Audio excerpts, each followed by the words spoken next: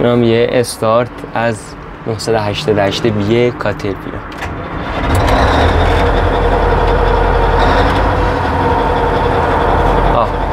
آقای کیوان بیان تو خودونا محکم بگی رو ده کلا پاکت دست کن. ده کلا پاکت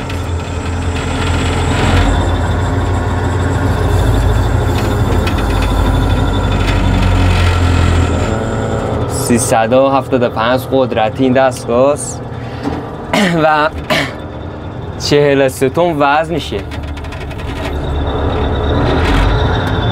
موتور خیلی خوبی داره. موتورش 3408 کاترپیلر میشه و قدرتیش هم میگم 375 اسب بخاره، ولی دستگاهی با اینکه سن سال زیادی داره هنوزم تو معدن ایران داره کار میکنه. این دست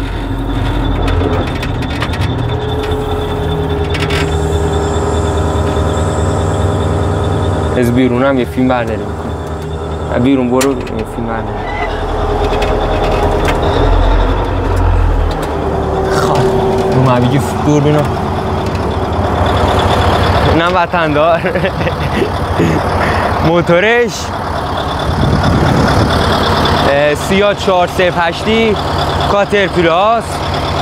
375 اسبم قدرتشه. 43 تن هم وزن کاری این دستگاهه و از قرشی موتور دقیقا معلومه که تو معدن چی کار میکنه. ولی دستگاهی خیلی خوبیه با اینکه قدیمیه. موتورش از بالا بگی هم موتورش سیلندرشه هم کاترپیلر ها.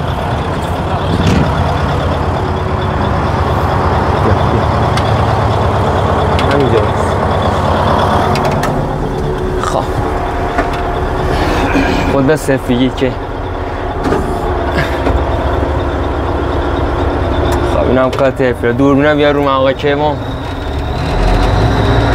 علی واقعا دستگاهی خیلی عالیه. بریم بذاریمش تو پارک. از عقب هم بگی دنده عقب.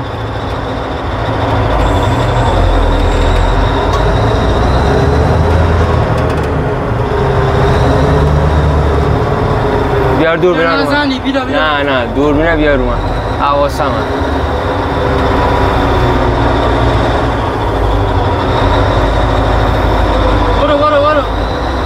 خیالت رو خوبه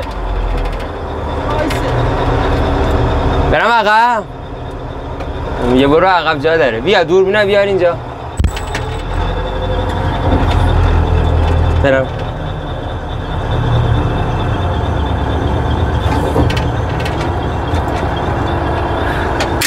آقا کیوان.